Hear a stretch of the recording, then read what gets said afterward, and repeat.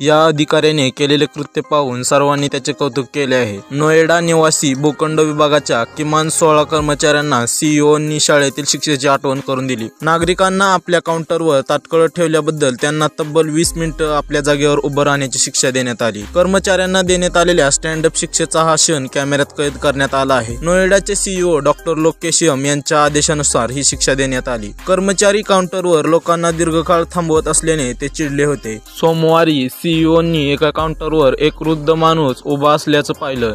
यानंतर त्यांनी काउंटरवर असलेल्या महिला अधिकाऱ्याला ताबडतोब त्या वृद्ध व्यक्तीची दखल घेण्यास आणि वाट पाहायला लावू नका असं सांगितलं। जर त्यांचं काम करता येत नसेल तर त्या व्यक्तीला तसं स्पष्ट सांगण्यासही त्यांनी सांगितलं। सुमारे 20 मिनिटांनंतर ही वृद्ध व्यक्ती त्याच काउंटरवर उभी असल्याचं सीईओंच्या लक्षात आलं। यामुळे नाराज होऊन सीईओ निवासी विभागात पोहोचले आणि त्यांनी काउंटरवरील सर्व अधिकाऱ्यांची खरडपट्टी काढली। त्यानंतर त्यांनी सर्वांना 20 मिनिटे उभे राहून काम करण्यास सांगितलं। व्हायरल झालेल्या व्हिडिओत सीईओंनी शिक्षा सुनावल्यानंतर अधिकारी त्यात अनेक महिला उभे राहून काम करताना दिसत आहेत। व्हिडिओ व्हायरल झाल्यानंतर अनेकांनी सीईओंच्या कारवाईचं कौतुक केलं आहे।